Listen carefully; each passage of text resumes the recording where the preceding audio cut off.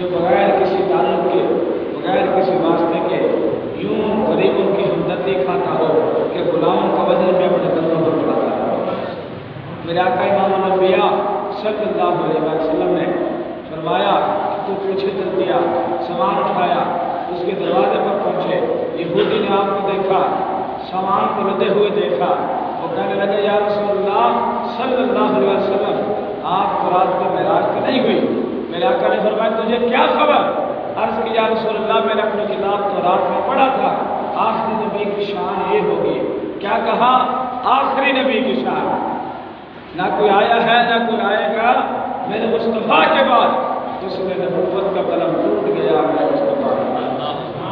دنیا و آخرت کی لعنت ہو اس پہ ظاہر کرے جو دعوی نبوت میرے مصطفیٰ کے بعد۔ یعنی آپ اندازہ کریں جو یہودی ہے وہ جانتا ہے کہ آپ آخری نبی ہیں، اور اس سے بھی بڑھ کر حدیث پاک آپ کے چچا حضرت عباس رضی اللہ تعالیٰ عنہ عرض کرنے لگے یا رسول اللہ بچپن کا عالم تھا، میں نے عجیب منظر دیکھا، آپ جھولے میں تھے، انگوڑے میں تھے، آرام فرما رہے تھے، یا رسول اللہ جہاں جہاں آپ کو انگلی کا اشارہ جاتا تھا چاند ادھر چلا جاتا تھا، چاند جھک جاتا ادھر، انگلی اٹھاتے مہد میں، کیا ہی چلتا تھا اشارہ پر میرے آقا امام الانبیاء نے فرمایا ہے میرے چچا رب نے پوری کائنات کو میری انگلی کے اشارے کا محتاج بنا دیا ہے۔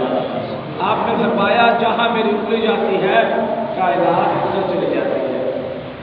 اب حضرت عباس نے عرض کیا یا رسول اللہ آپ کا وہ بچپن تھا، میرا آقا امام الانبیاء نے فرمایا کہ تو بچپن کی بات کرتا ہے، رب کعبہ کی قسم میں اپنی ماں کے پیٹ میں تھا، جو جانور، جو شجر، جو حجر مجھ پر درود پڑھتا تھا، سلام بھیجتا تھا، میں سنتا بھی تھا، ان کو جواب بھی عطا کرتا تھا۔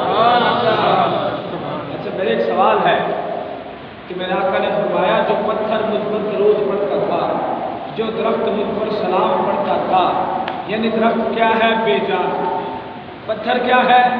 بے جان، اب جانور کیا ہے؟ بے زبان، بے عقل، نہ عقل ہے نہ زبان ہے، لیکن جس میں عقل بھی نہیں ہے، شعور بھی نہیں ہے، زبان بھی نہیں ہے، جو روح سے بھی خالی ہے، پتھر تو جانتا ہے یہ نبی ہے۔ اور آج مولوی اپنی کتابوں میں لکھتا ہے کہ آپ کو نبوت 40 سال کے بعد ملی۔ نعوذ باللہ، رب نے پتھروں کو تو یہ شعور عطا فرما دیا۔ غور کریں، پتھروں کو تو شعور ہے، جانور کو تو شعور ہے، درختوں کو تو شعور ہے، زمین کے ذرے ذرے کو شعور ہے۔ جب میرے آقا کی ولادت ہوئی تو مشرق کے جانوروں نے مغرب والوں کو مبارکبادیں دی، مغرب والوں نے مشرق والوں کو مبارکبادیں دی۔ جانور کو پتہ ہے، جانور ہو کر جانتا ہے کہ یہ نبی ہے، جو نبی ہے اسے کیسے علم نہیں ہے۔ ہمارا عقیدہ بالکل درست ہے، بالکل برحق ہے، ہم آقا کی اس حدیث کو مانتے ہیں۔ میرے آقا سے پوچھا یا رسول اللہ رب نے آپ کو نبوت کا تاج کب عطا فرمایا؟ آپ نے فرمایا کنت نبیا وآدم بین الماء والطین، کنت نبیا وآدم بین الروح والجسد۔ ابھی آدم کا رشتہ روح اور جسم کا جڑا نہیں تھا، ابھی پانی اور گارے کے درمیان آدم تھے، پانی اور مٹی کے درمیان میں رب کی بارگاہ میں تب بھی نبی تھا، تب بھی نبی تھا۔ یہ شان ہے میرے آقا کی۔ اب یہودی جانتا ہے کیونکہ میرے آقا کا ذکر فقط قرآن میں نہیں آیا بلکہ رب نے جملہ کتابوں میں میرے آقا کا ذکر فرمایا۔ ہر نبی نے میرے آقا کا ذکر کیا، حضرت آدم نے میرے آقا کا ذکر کیا۔ حضرت آدم سے آپ کے بیٹے حضرت شیش علیہ السلام نے کہا ابا جان آپ جا رہی ہے، وصیت کر جائے میں کیا کروں جس سے میں کامیابی پالوں؟ میرے آقا امام الانبیاء کہ دیوانوں سنو، حضرت آدم نے فرمایا بیٹا سب کچھ بھول جانا، آخری نبی پر درود پڑھنا نہ بھولنا۔ ایک خانپور کے اندر مولوی اپنے آپ کو مفتی بھی کہلاتے ہیں، وہ جہاں بھی جائیں قربانی کی محفل پر اچھا بڑے تعجب کی بات ہے ان کے والد گرامی اللہ تعالیٰ اچھی دعا دیتے ہیں، اللہ تعالیٰ جنت میں اعلیٰ مقام عطا فرمائے، اچھی دعا دینی چاہیے کسی کو۔ وہ مر گئے ہم نے مرنا ہے، وہ جنازے کے بعد دعا بھی مانگ لیتے تھے، ختم بھی پڑھ لیتے تھے قربانی پر، لیکن ان کے بیٹے کہتے ہیں حرام اگر یہ نوز باللہ حرام ہے تو پھر آپ کے گھر میں تو یہی آمدن جاتی تھی۔ اب وہ اینک والے مولانا صاحب ہر محفل میں کہتے ہیں درود ابراہیمی پڑھے۔ اب حضرت ابراہیم کا زمانہ حضرت آدم علیہ السلام کے 1000 سال کے بعد ہے، تو جو آدم نبی نے اپنے بیٹے کو درود پڑھنے کا حکم دیا تھا وہ کون سا درود تھا؟ حضرت آدم علیہ السلام نے اپنے بیٹے کو حکم دیا، ابھی تو ابراہیم آئے بھی نہیں تھے، ابھی تو آپ کا تذکرہ بھی نہیں تھا، ابھی تو آپ کا ذکر بات بھی نہیں تھا، بلکہ اس سے بھی پیچھے چلتے ہیں۔ حضرت آدم علیہ السلام جنت میں لیٹے ہیں، کچھ دیر کے لیے آرام کیا، جب آنکھ کھلی تو اپنے پہلو کے اندر حضرت حوا کو پایا۔ اب دل لبھایا، آپ نے ہاتھ لگانا چاہا حضرت حوا کو، تو فوراً رب نے فرمایا اے آدم اس کا حق مہر ادا کر۔ عرض کیا بارک اللہ میرے پاس تو کچھ نہیں ہے۔ رب نے فرمایا آخری نبی پر 3 بار، یہ روایت ہے 10 بار درود پڑھ، حق مہر جانے اور تیرا رب جانے۔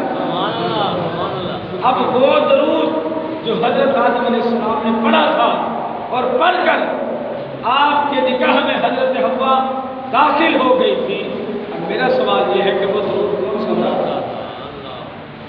وہ درود کون سا تھا؟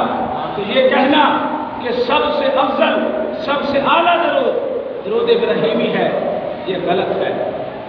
درود ضرور پڑھیں، درود ابراہیمی وہ ہے جو نماز کا حصہ ہے، درود ابراہیمی کی شان ہے۔ ہم درود ابراہیمی کے منکر نہیں ہیں، قائل ہیں، درود سے پیار کرنے والے ہیں، لیکن آج جو نماز کے لیے تسبیحات میں پکڑ کر، سر پر بستر اٹھا کر، کمر پر لوٹ اور دیگر سامان باندھ کر تبلیغ کرتے ہیں، ذرا ان سے یہ مؤدبانہ سوال ہے، ذرا یہ تو بتلا دیں کہ میرے آقا کی اعلان نبوت کے 13 سال بعد جب میرے آقا معراج کی رات تشریف لے کر گئے، نماز تو تب فرض ہوئی، درود تو اس وقت سے ہے جب آدم علیہ السلام جنت میں تھے۔ تو جو تبلیغ آپ نماز کے لیے کرتے ہیں، تھوڑی سی تبلیغ درود کے لیے بھی کیا کریں۔ ذرا لوگوں کو بتلایا کریں کہ درود کی فضیلت کیا ہے، درود پاک جو ہے لوگوں کو سکھایا کریں، لوگوں کے دلوں میں محبت ڈالا کریں۔ اختتام کی طرف آتے ہیں، میرا امام الانبیاء صلی اللہ علیہ وآلہ وسلم سامنے وہ عورت ہے، میرے آقا جب اس کے دروازے پر پہنچے، یہودی نے کہا یا رسول اللہ رات کو آپ کو معراج ہوئی؟ میرے آقا نے فرمایا ہاں، پر تجھے کیا خبر؟ عرض کی یا رسول اللہ میں نے اپنی کتاب کے اندر تورات کے اندر پڑھا تھا آخری نبی کی یہ شان ہوگی، رات کو معراج ہوگی، صبح لوڈیوں کا سوار اپنے کندھوں پر اٹھا کر ان کو دروازے پر چھوڑ کر آئے گا، ساری قوم کو اکٹھے